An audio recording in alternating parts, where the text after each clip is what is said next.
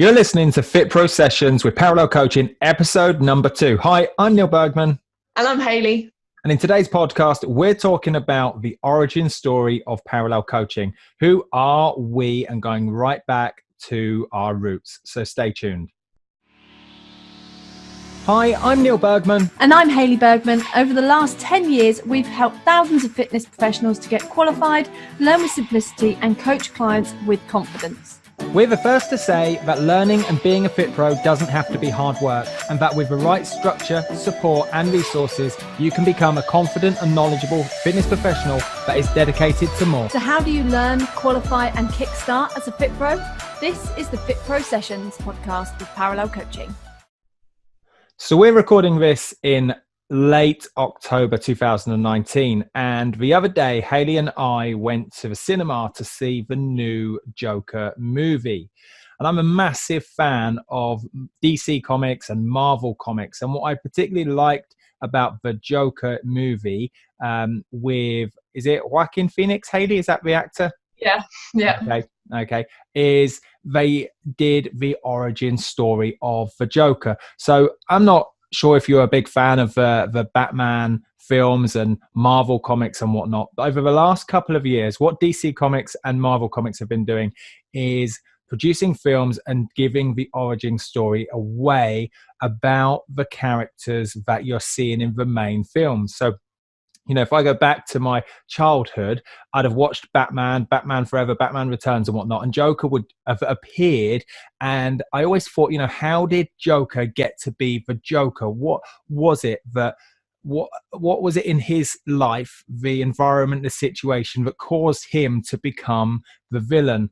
And you know, what they've done very well in the latest film is they've gone back to the origin story and told us the roots, the deep, dark secrets of who the Joker was and how he got to be there. And that's exactly what today's podcast is about for us, is, you know, the origin story of me, Neale Bergman, the origin story of Hayley Bergman, and the origin story of Parallel Coaching. Why did we start our own training provider to go and impact, you know, to date, thousands of people and literally hundreds of thousands of people online over the last 7 years? So the origin story. Wow. Anything to add on to that, Hayley? No, that was a fantastic intro to an origin story. And actually, the best place for me to ask to start this is if you would explain your origin story, Neale. So for fitness, what is it that made you start in fitness? How did you start in fitness? And what's that journey been like to get to now? Okay, so I'm going to go back before fitness. I'm going to go back to a point where I was just leaving school. And at this point, I was completely addicted to kayaking and canoeing. And I got into coaching within those two disciplines as well, and ended up coaching flat water and whitewater kayaking pretty much all over the UK, which was the driving factor for me to go to University of Chichester, where me and Hayley met early 2000s. Okay, and I studied adventure education. So rather than focus on a PE teacher's degree, which was, you know, biased towards teaching hockey, football, rugby, tennis, always traditional sports, which I wasn't very good at, to be honest. And, you know, I probably aren't any good now as well. My hand-eye coordination wasn't all that great. I focused on education and focused on kayaking, canoeing, surfing, climbing, the more adventurous sports. And the 4 years at uni took me all over the world to explore what it was like to be an educator in different environments. And that's really where my passion for training started. And, you know, we both graduated 2006, 2007. And the natural route out for me out of university was, I suppose, going into the services. And at this point, I didn't want to go into the services. I'd been with Hayley about 1.5 years, 2 years at this point. And although I was pulled towards that way, I was pulled to not pursue that route. And so I signed up to become a personal trainer. At the time, I was working in a local college as a lecturer as well. And they kind of gave me that early wild card to jump into fitness. And that's kind of how I got into fitness. Should I keep going, Hayley? Yeah, please do. It's awesome. It's lovely hearing it again, even though I know Yeah, it. it's crazy, isn't it? It is crazy. And I was already into the gym myself, but I'd never really thought about combining. It never occurred to me that I could combine my own passion with education and different environments and kind of encapsulate everything I'd done to date and enter this path what we're in now. Little did I know back in, leaving school at the age of 18 and going through university, little did I know that was the early ripple effect that would lead us to 2012 and bring it all together within parallel coaching. Who knew? So between mid 2000s and I just got qualified. Me and Hayley, we had to travel up to London. We were living in Plymouth at the time. We still live in Plymouth now, actually. We had to travel up to London. We qualified as personal trainers, and I got my first job. I left my lecturing job and I got my first job in a health club not too far from where we are now, private health club. And that was kind of my apprenticeship, my bread and butter skills, I suppose, of practicing with clients, doing countless numbers of gym inductions with all different types of people, different shapes, different sizes, different backgrounds, different religions, and really started to home in those skills, I suppose, of how do I communicate a message to inspire, to infuse somebody, to empower somebody to make a change, whether that be in their body physically, in their nutrition, or in their mindset, and hopefully impact them to some degree. And then just trying to think timelines now, it would have been 2008, 2009-ish. We moved back up towards Milton Keynes, which was where our Milton Keynes Academy is based today. And we got closer to London. There was this feel that we needed to be closer to bigger cities in order to really thrive as personal trainers. So I worked in a gym, a private gym, Energy Fitness at the time, for just outside Leighton Buzzard on the main line into London, and worked with literally dozens and dozens of clients each week, one-to-one, small group, and eventually took that outdoors into local parks and worked with people mainly around kettlebells and utilized small portable bits of equipment. And again, just honed in my one-to-one skills, small group, circuit-based skills to work with clients. And then it was just amazing. Those couple of years they just flew past. But again, I don't know how many hours I worked with clients, but I certainly got my 10,000 hours, I'm going to say, of being in the trenches and practicing things, getting things right, getting things wrong, writing gym programs, and really experimenting with and becoming the fitness professional I wanted to be. And then I got a wild card from a fitness training provider, 2009, 2010 time-ish, to go into this training provider and be the head of student support. So I was starting to bring together my love for training, my knowledge for training, but also now bringing in my education side of things that I'd done at uni and, lecturing as well. And so I'm working for a training provider now in a student support role, working with, hundreds of learners each week, each month on their level 2, level 3 PT courses, specialist courses, CPD courses, from a student support perspective. And within time, I got promoted through to program manager. I ended up being lead tutor, lead assessor, got more qualifications myself within fitness, and specifically being able to teach and assess within fitness, and ended up being the general manager for this training provider. Now, one thing that really got me at this time, although I loved what I was doing, I knew that I couldn't be me. I couldn't help more people how I wanted to help people. I was, I suppose, somewhat held back by the nature of the company I was working for, and to a degree the industry. So the biggest decision I made in 2011, early 2012, I suppose. No, 2011 was to jump ship. And, you know, I'm working in central London. I can remember that feeling of I've got a secure paycheck every month. We were just applying for a mortgage ourselves.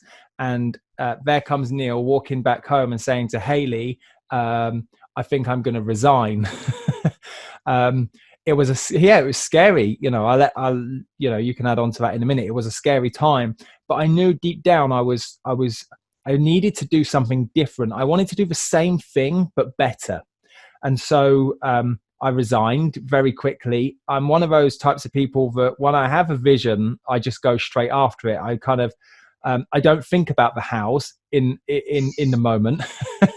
I have a calling, I have a vision. I just crack on and deal with the hows and deal with the aftermath in the moment. And I have this deep down belief that it will always work out. Something my nan always used to say to me, she used to say, Neale, it doesn't matter, it will always work out. And so from a young age, I knew that it would always work out, even though at the time I didn't know how. And so I jumped ship. I'm now self-employed, and I ended up working for 9 providers, of which, if you're listening to this, a number of them are still going. They were, you know, the top providers in my day. Maybe they are now. I'm not sure. Enough said on that one. But I would end up all over the country. I'm based in Milton Keynes. I would end up in Manchester, Birmingham, Cardiff, Southampton, York, London, Norwich, you name it. I was being sent all over the place, in and out of the Middle East, in and out of Dubai. And I got known as the guy, and then Hayley at this point, we got known as the tag team Bergmans that would come in and save courses for a whole host of reasons. And, you know, I suppose it was that thirst for wanting to make it the best, that thirst and dedication to more that led us to having that name in the industry within fitness tutoring and assessing that came in to save courses. Not that there was necessarily anything wrong with them, but there may have been just the odd disgruntled person on the course or something that went wrong. We would get known as the couple that would come in and save the day, which was wicked. Am I okay to keep going? Yeah, keep on going. It's really nice to be able to recall it. And then, you know, whilst we're making a big impact in kind of the standards of fitness education and whatnot, I got another wild card. Okay. I think, you know, I'm also a big believer of being in the right place at the right time. And I've had a couple of those, to be honest. And the next one was something. Where? Can I add something? Yeah, go for it. Those wild cards, I really do believe, are not just because you were in the right place at the right time, but because you'd been doing the right actions, you'd been connecting with people, you'd been already doing the work. So yeah, it's not all fluke. Cool. That's a nice reframe. Thank you. And so this this wild card I got was to work within reps, the Register of Exercise Professionals. They've currently, since, you know, me working with them, they've changed radically into SimpSpa, and the nature of what I do now, I believe, is slightly different.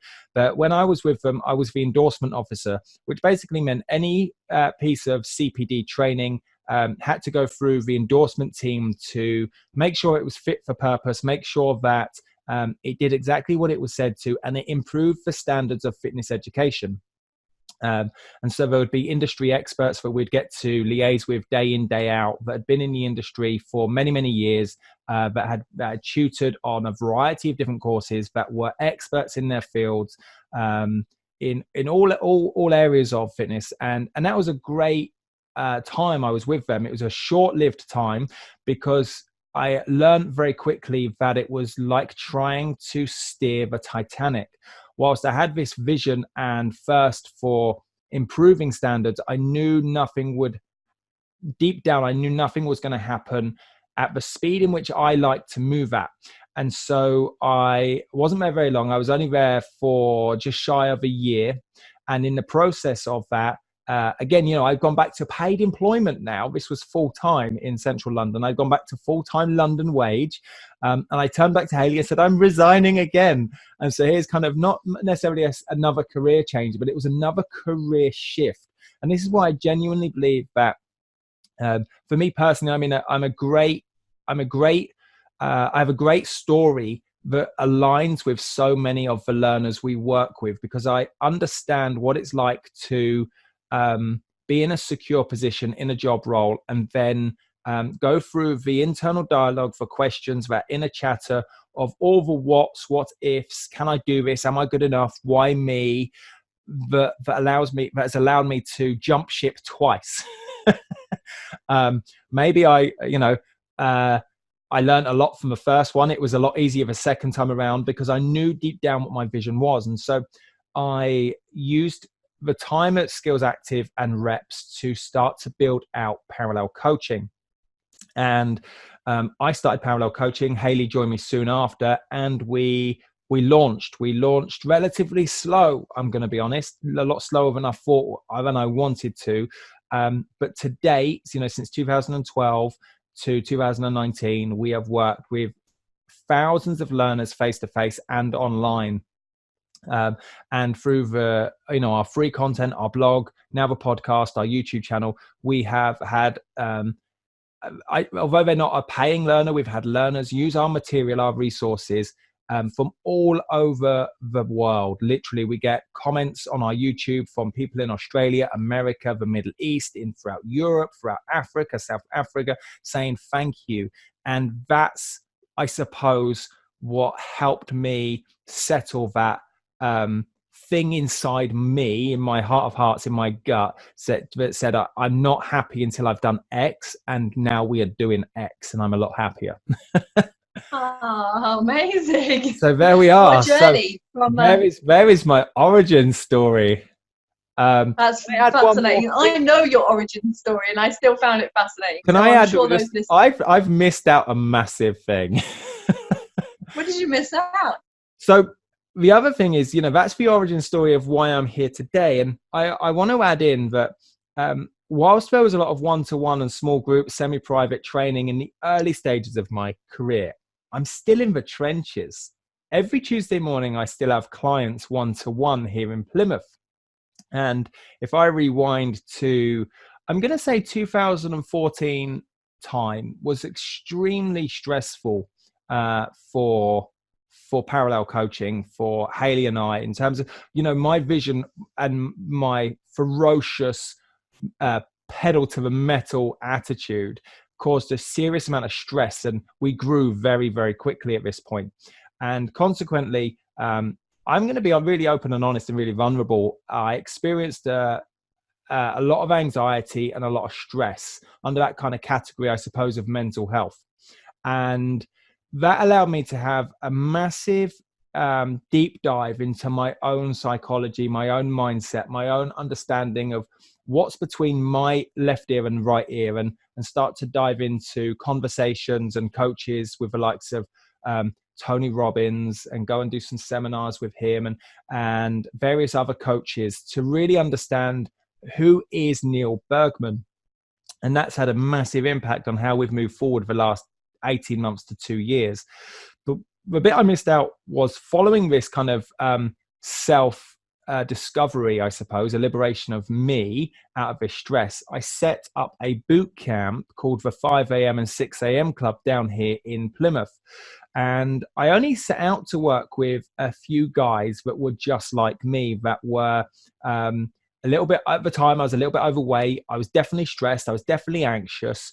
I was a business owner. I was in my 30s, and I thought, I want people just like me, and I want to train them. Anyway, lo and behold, over the next 3 and a bit years, I worked with literally hundreds of people to come through the 5 a.m. Club, of all different shapes and sizes and backgrounds, business owners, people that were employed locally, those with kids, without kids, and literally had dozens of people turn up every morning, Monday to Friday at 5 a.m.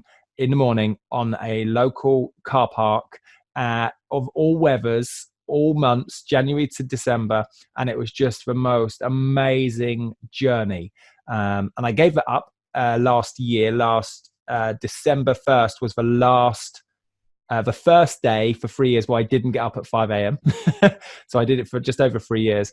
And in the last year, all of my focus and attention has come back to parallel coaching. So I kind of had I'm not going to say a mini hiatus. I didn't go anywhere. We just focused our attention elsewhere for a couple of years between 2016 and 2018, specifically me. And that's where we started to really develop in that time a lot of our online presence and our online boot camps. So there we go. There we are. There's me. That's amazing. I can't believe that you almost forgot about your 5 a.m. club. And they really do highlight a massive part of you and your origin, and the part of your reasons for going back in the trenches, being that mindset, being that wanting to help somebody that was like yourself. I think it's an amazing point that will probably come up in a lot of podcasts and interviews over the next few months, weeks, years. Well, we're doing all these sessions. What it's allowed me to do is to really understand how I create or helped create change in my clients. So, the battles that you, the listener, face with your clients of how do you get somebody to follow a nutritional strategy? How do you help somebody create change in their day? How do you actually get somebody to adhere to exercise? How do you make exercise fun? How do you work with small groups, large groups? And over the course of that time with the bootcamp 5 a.m. club, I worked out it to be, close to almost 8,000 sessions or something like that, which is just ridiculous, isn't it? One-to-one, small group, large groups. The largest group I had was, I think something close to almost 70 people turned up. And, the things I learned during that time, I want to pass on to you guys as best I can. So the FitPro Sessions is a perfect place to start that. So how do you learn, qualify and kickstart as a FitPro? This is the FitPro Sessions podcast with Parallel Coaching. But moving on, Hayley, what I want to do is, let's talk about you. Let's talk about your origin story. Who are you? Who am I? Well, ours obviously overlaps quite a lot, but there's a little chunk of time before it starts overlapping. And as I was growing up, I was basically around education all the time. My mum's was a teacher, and as a result, even playing was all about educating. And I didn't really realise this until very recently, and how much of an impact that has had on my life and my role in education now to this day. But yeah, my life was really about education. It was about study hard, always revising, always learning, 8-star student, one of those. And I still loved moving. I was right into athletics and dance at the time. I went on to uni and done dance, and that's where I met the lovely Neale. Absolutely changed my world in that moment. And as a result, he also introduced me to fitness. He was like, see this thing? This is a gym. So I remember going to our university gym, actually. That would have been in like 2005. And yeah, I remember that. It was comedy. It was. I was like, oh, so you can run on a machine rather than outside. This is interesting. Why would you do that? So, and then the more that we were training together, Neale was basically my trainer, whether he knew it or not, but he was like teaching me through things, telling me to go to circuit classes. And I found that what I thought I loved about dance, I actually loved about fitness more. And that was about that exploration of the body, that understanding of the human anatomy, that feeling that you get when you challenge yourself and you achieve something new. That's actually what I started to find in fitness rather than in dance. And it fulfilled me in a much greater way because I had no need to do, say, like performances and rehearsals and be told what to do. So that didn't have to happen in fitness, and I ended up really loving it. And anyway, we graduated and we moved down to Plymouth. And actually, I went on a small little community-based course that taught me chair-based dance. And I already had a massive crush on oldies, basically. Like, I loved working with older populations. My grandma had been a massive part of my life in terms of going to see her in retirement village and understanding about Alzheimer's, dementia, and this allowed me to do that. So I took what I knew about dance from my degree. I took the chair-based dance qualification that I gained in this little course, and I basically traipsed around the entirety of Devon with a little CD player and and doing like hand jive and dance flamenco in specific retirement villages. And I was freelance whilst Neale was working in the adventure role in a city college. So it was a really exciting and busy time where I was doing all this freelance work. And that's when Neale went on his level 2 gym course, and he was taught by. Can I butt in? How many retirement villages or old people's homes were you in an average week, and how many people do you reckon you saw?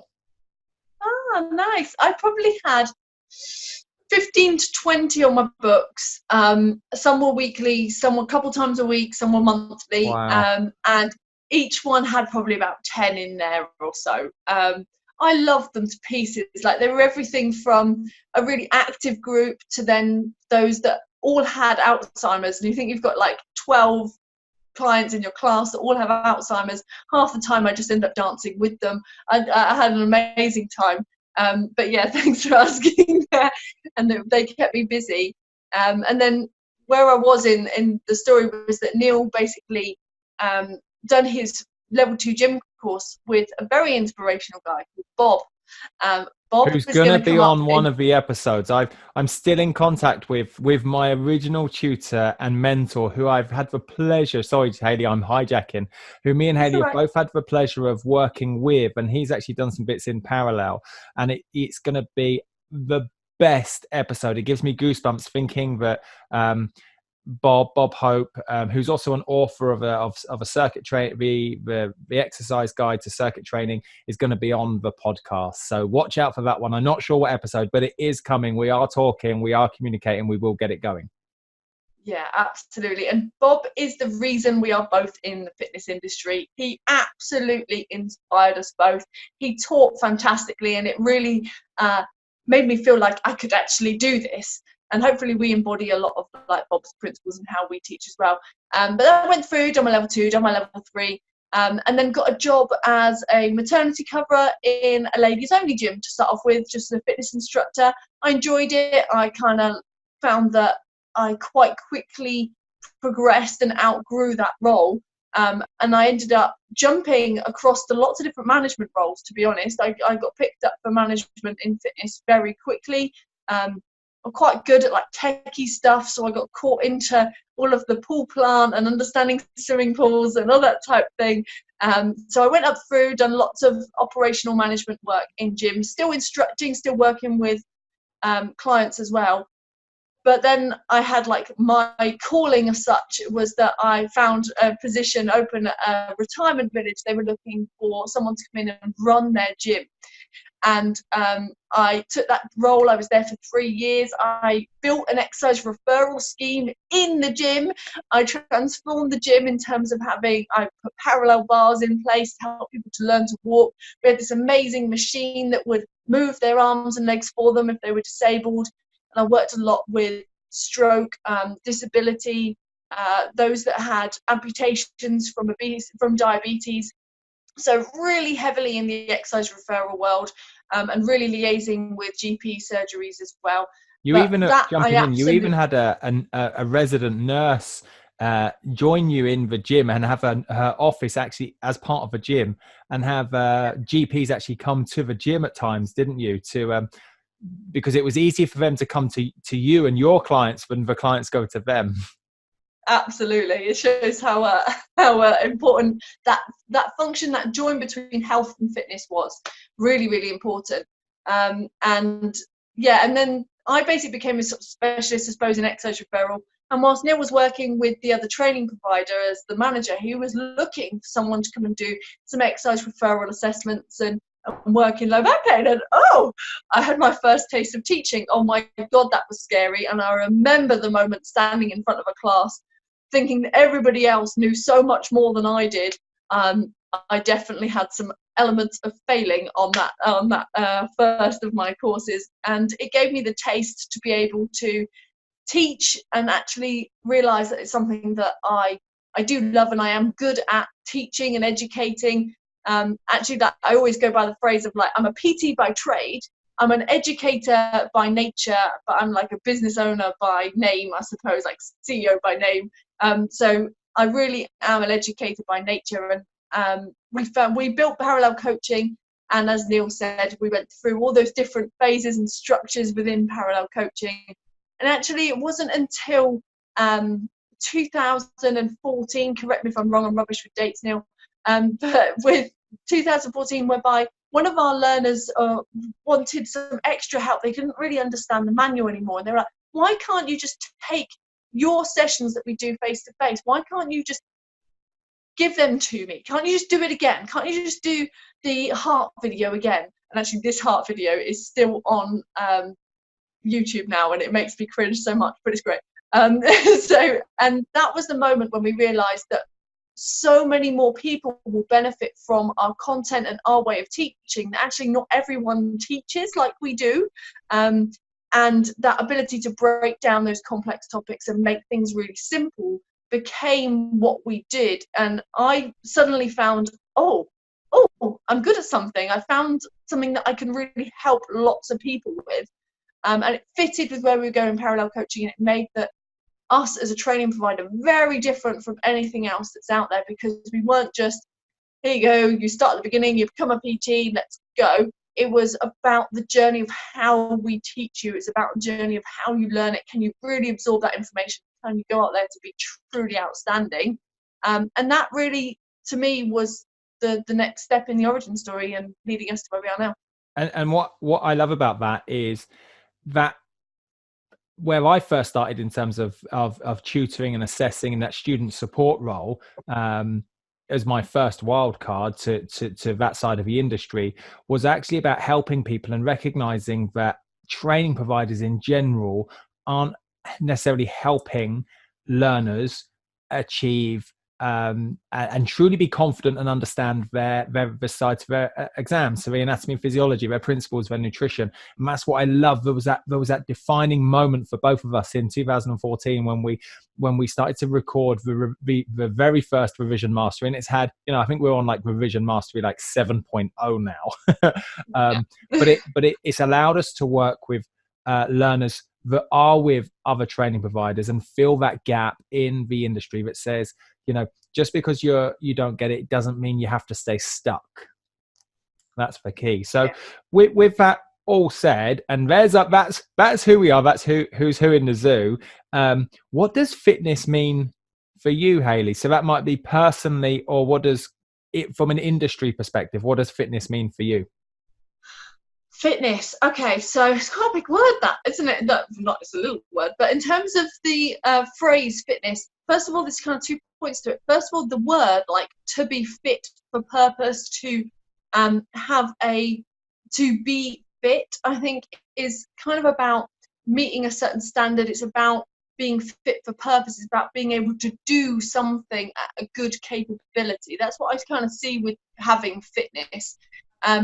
And then in the sort of fitness industry and like fitness as a concept, what I love about fitness is that it serves more than for just the session you're in. And hopefully this podcast is a reflection of that. It's not just about the single session, it's about the impact after that. So for example, it's not just about that training session on a treadmill where your heart rate is through the roof and then it's lower again and you're really pushing your anaerobic threshold. It's the impact after that on your body, on your mindset, and what that accomplishment allows you to do. So for me, fitness is really a massive metaphor for what the achievement allows you to do in your body and in the rest of your life. Exactly. I do, 100% agree. For me personally, fitness is what can I achieve personally in terms of my fitness. We all have a potential. Can my fitness be pushed to that full potential and reach whatever it is that I'm going after as a fitness goal? So, a number of our listeners know that both myself and Hayley, we've done a number of ultra runs over the last number of couple of years and been heavily into the running scene and pushed our bodies physically and mentally and emotionally through some crazy distances. And it doesn't necessarily have to be fitness for you've got to run a certain distance. That fitness could be to reduce your low back pain. That could be to reduce a particular medication. What's your fitness goal, your health and fitness goal?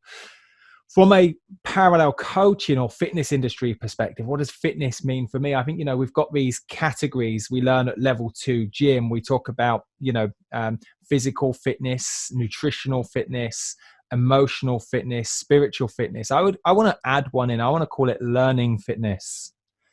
And, what I mean by that is we all have this capacity to push our brain and learn.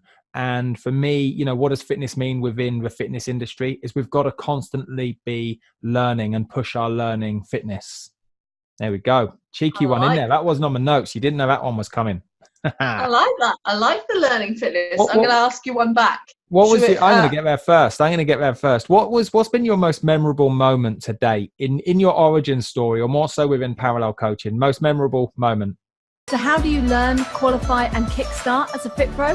This is the FitPro Sessions Podcast with Parallel Coaching. And not just because I have an atrocious memory, but it's not. I agree. Honestly, you would not believe the daily battle we have with Hayley's memory. There we go. Enough said. That's why there's so many memory hacks in the revision that I do. I need an anchor point for everything. But not just because I have an atrocious memory, but honestly, I can't pick one memorable moment. And that's because every single day or week, we get messages, we get comments from learners that are saying that we are having an impact. And to be honest, that's what it's all about for me. I know it is for you as well.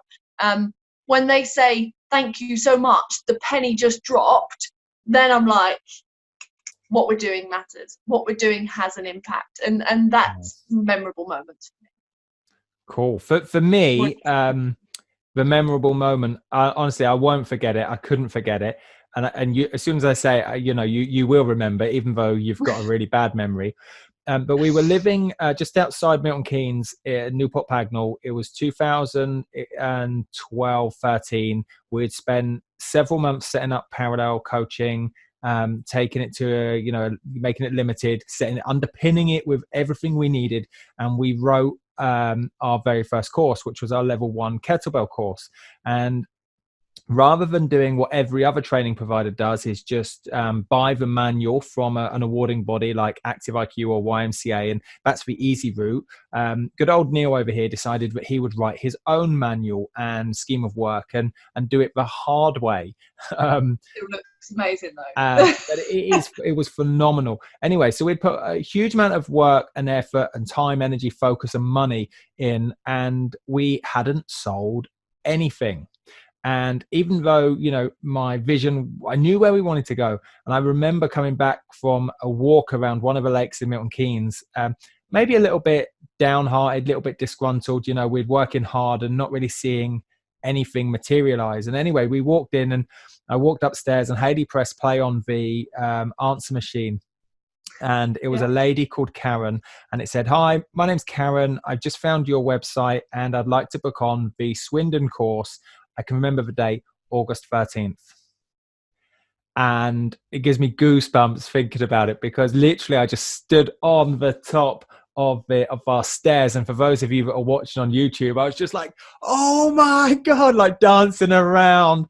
And, we danced all night, and we sent her the link, and she paid £139 and enrolled, and we sent the manual out. And for me, that was the most memorable time, because it just provided evidence that this was going to work, even though it was just one tiny little sale. But what this really represented was impacting one learner. And I knew that if I could impact one learner, I would impact the household. If I impacted the household, I'd impact their clients. If I impacted their clients, it would impact the next household. And it's that ripple effect yet again.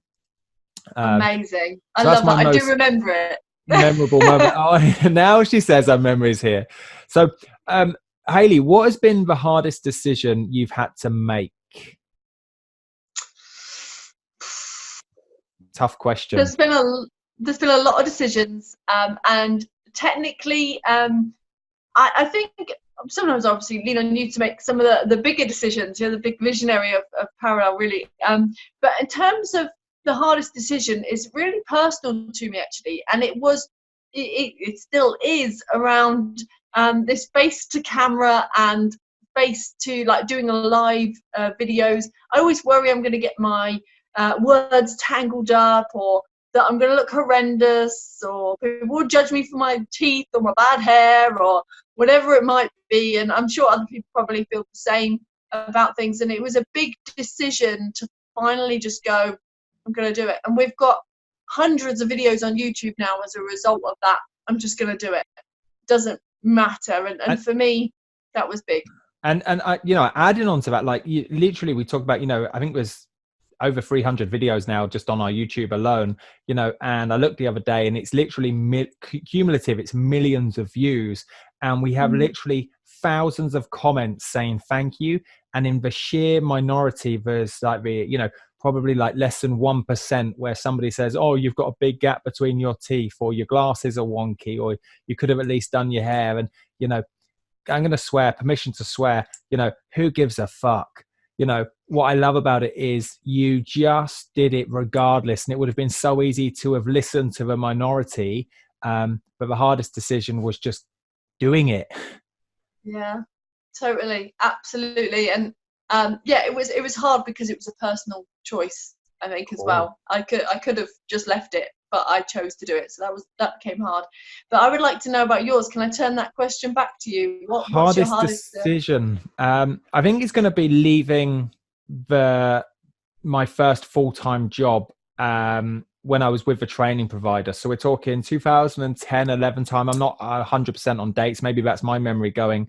But for all intents and purposes, I was working in central London, good wage, good overall career prospects, general manager. There was routes to way more than I ever thought I was capable of. So making that decision, even though it was quick for me, it was still an uncertainty. And as you know, I don't deal well with uncertainty. Some days, although I maybe appear quite confident on here and in the classroom, I still experience uncertainty, and anxiety can cripple me.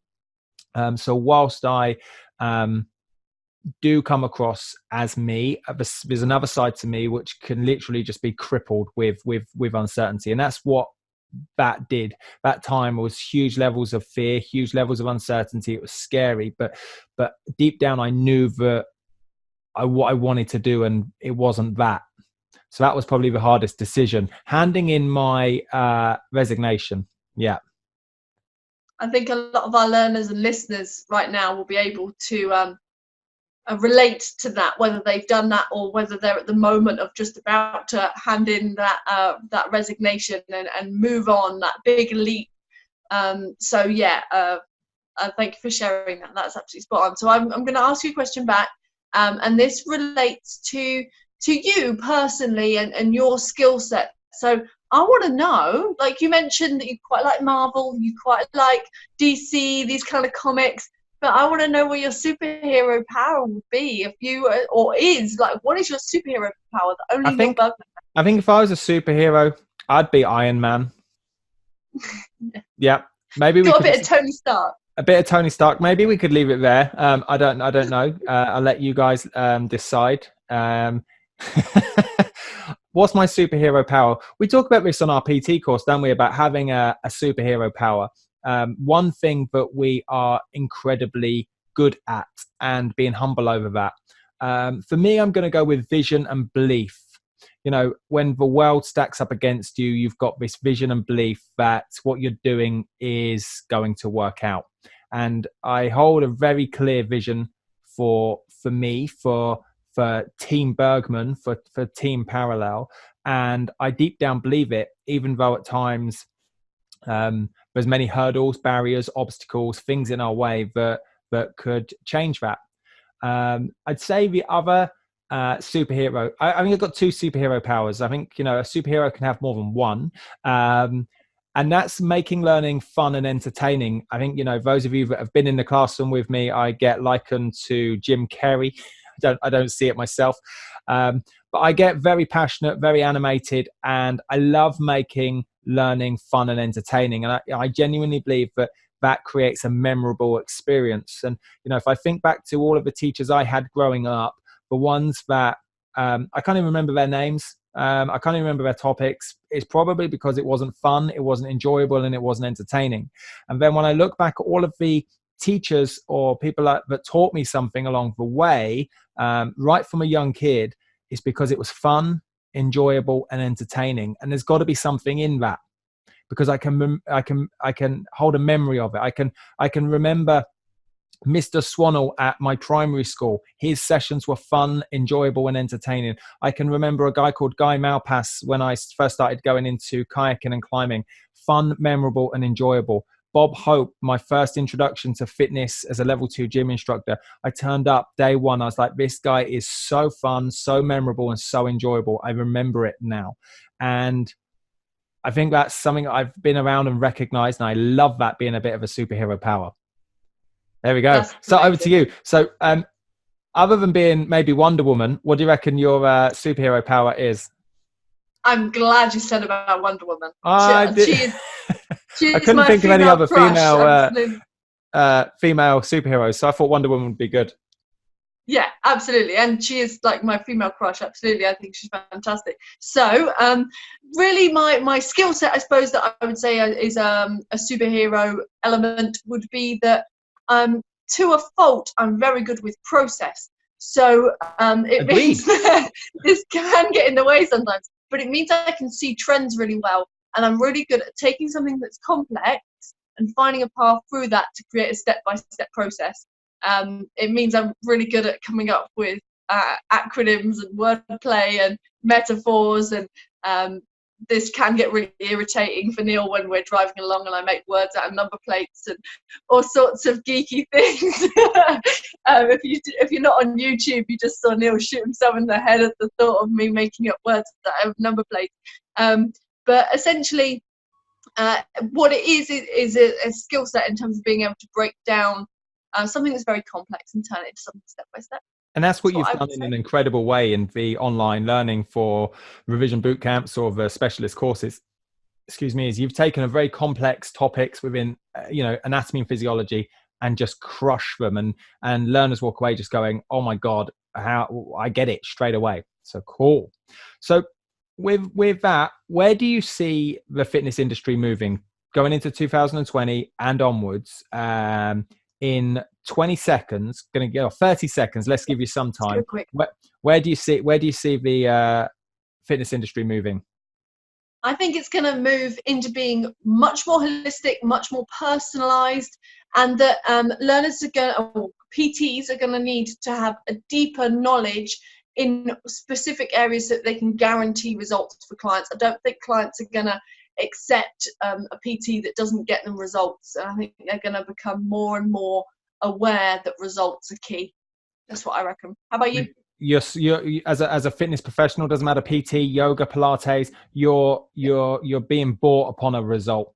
So you're selling an end result. And I think if you can't deliver on that result, then you're going to make yourself redundant. To kind of reframe that, I'd add on to that, about being a specialist, really, it is a crowded, I'm going to say it's quite a crowded, saturated market.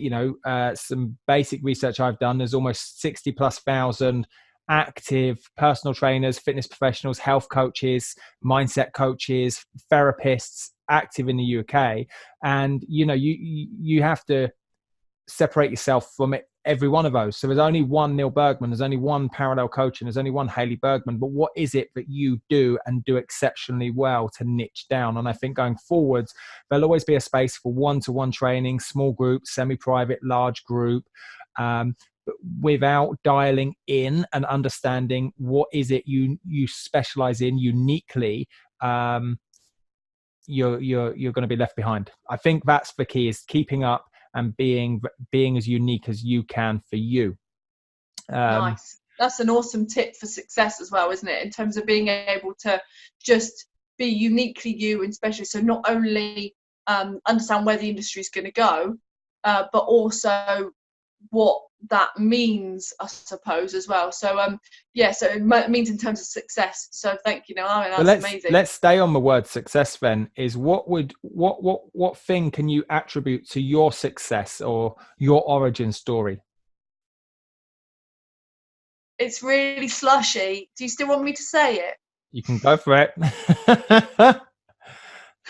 Neale is 100% my reason that I would attribute to success. It's his support, it's his drive, it's his vision, it's being my wingman, 100% there. And I know undoubtedly that I would have stumbled many more times based on my lack of self-belief if I didn't have somebody next to me that was literally my raving fan and my wingman. See, now I feel like I've got to say that you're the attribute to my success. However, I didn't put that in my answer. My answer to this one, we got all our questions sent in and we put them down, and then we kind of went away and for Rosie listening, we answered them individually to come back to. So now I feel a little bit like, oh, maybe I should have said Hayley. But my answer is, I have a mantra called doing the work daily in spite of how I feel. So even, I mentioned this on the intro episode number 1 podcast, was even my number plate is DTW, do the work daily. Doesn't matter how I feel. It doesn't matter if I got a headache. It doesn't matter if I got back pain. It doesn't matter if I feel angry, annoyed, tired, pissed off, frustrated, or on likewise the other side of those emotions of happy, joyful, excited, ecstatic. I just got to do the work. And I know that if I just do the work daily and keep pushing forwards, keep rocking only forwards is another saying I say a lot, then I will get to where I want to get to inside my vision. So vision, success stacks up nicely to the next question. We got about 3 or 4 more questions, Hayley, is what's unique about parallel coaching? Or do you want me to answer this one? No, I'm happy with this. This is awesome. So parallel coaching, to me, there's obviously a lot of training providers out there and fitness education. There's a lot of other companies. And what I love about parallel coaching is that we don't see ourselves as in competition with those, but we encompass them into our whole business. We're kind of like an island amongst many islands. Oh, an island. I like it. Okay, yeah. So rather than feeling like we're all lots of different islands and we've got barriers up between them, just to use your metaphor of island, I like that, is that we're all individual islands, us, the other training providers, even down to the other learners. But our success is when we work as a whole team, and the fact that we offer a lot of our resources to learners that are already working with other training providers, I think makes us very different. How about you, Neale? I agree 100%. I think, there's always going to be, we are in competition, but it's about working together and driving towards one big message as a whole, even though at times, there is an element of competition, and that's okay. Yeah. There we go. I love it. I think you hit the nail on the head. I'm going to jump down to the next couple of questions for you. I'm not sure who sent this question in. We should have put people's names. We will do that on future questions. But what do you do to chill and relax and unwind, Hayley? For me, it's anything around the sea. It's partly why we moved back down to Devon. I just love being around the sea. I love being out in fresh air, whether that's walking, running, whether it's bodyboarding is our new thing, surfing was before that, like paddleboarding, anything on water, by the sea, relaxing for me. What about you? Yeah, 100%. Usually be found surfing, bodyboarding, historically a lot of running. Haven't done that too much for the last few months personally, due to a few health issues, but I imagine we get back to running at some point. But one thing I like geeking out over is making videos and content. So a lot of the videos you see on our YouTube, our Parallel, Instagram, Facebook, I just enjoy making content. And even though there's an element of work behind that, I like adding all of the graphics, the effects, and making them as kind of funky as possible. So that proper chills me out. And with chill out, the next question before we start to wrap up is, if you could take 1 to 3 books with you on a holiday, what would you choose? Nice. Oh, okay. So although I'm a massive geek, I'm not a big reader, but I've got one that I would definitely say... You're a podcast listener. I'm a listener. Yeah, I'm not really a reader, I'm more of a listener. But with that, Stephen Covey's 7 Habits of Highly Successful People. Again, Effective my memory people, of effective. There you go. Didn't have an acronym to remember it. That one is the one that I would probably say that I found really interesting to understand, like the mechanisms of how different people operate and how to be more effective. That's one that I would find. So how about you, Neale? Stephen Covey. I'm going to take 3 books with me. I am a book person.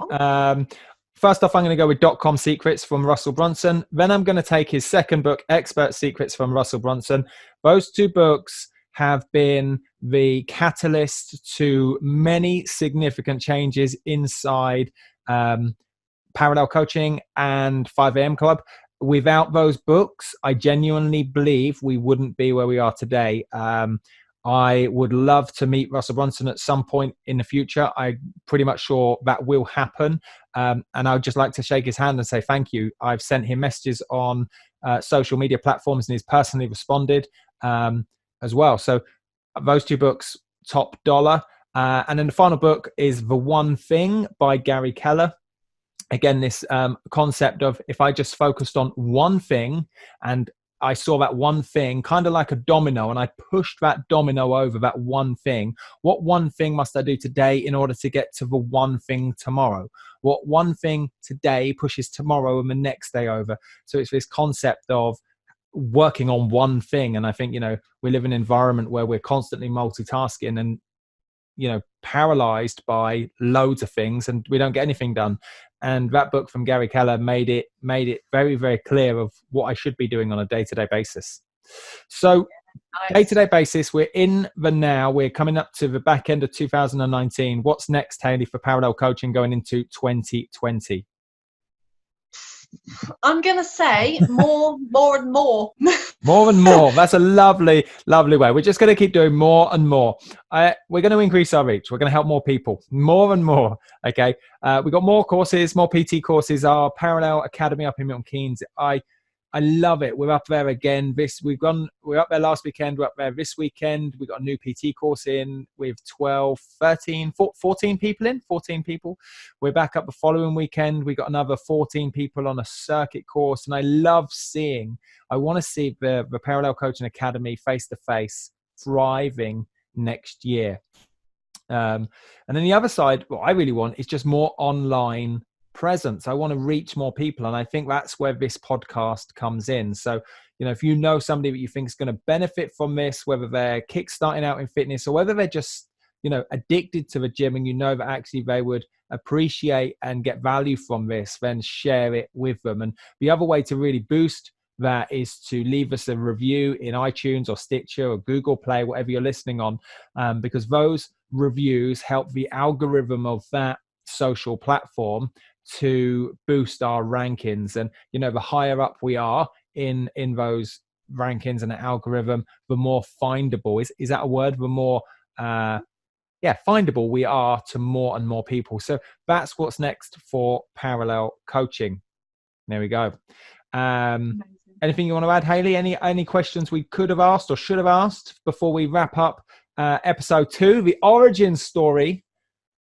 No, I think we've done an amazing job on that origin story. Pat ourselves on the head. But honestly, with the questions from the learners that we had on there as well, I think it's a fantastic insight into who we are, which now gives all of that context to then go forward and you can see our real intention behind what we're doing in the FitPro sessions. So completely. I think it's an awesome one. So, I think, I just want to thank you on behalf of Hayley and I, and we really look forward to you joining us on the FitPro sessions. As you know, there's going to be 2 a week. For the first week, there's going to be 1 a day for 7 days.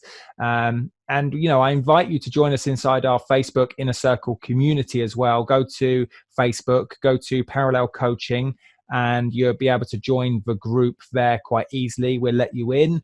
There's, over 1,000 fit pros just like you in there, constantly engaging, asking questions, pushing. But that's the place you can ask us questions about the guest speakers coming on. So we really look forward to seeing you on the future sessions.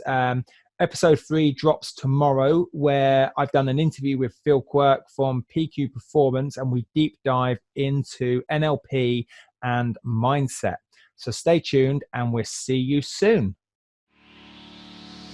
Hi, I'm Neale Bergman. And I'm Hayley Bergman. Over the last 10 years, we've helped thousands of fitness professionals to get qualified, learn with simplicity, and coach clients with confidence. We're the first to say that learning and being a fit pro doesn't have to be hard work, and that with the right structure, support, and resources, you can become a confident and knowledgeable fitness professional that is dedicated to more. So how do you learn, qualify, and kickstart as a fit pro? This is the FitPro Sessions Podcast with Parallel Coaching.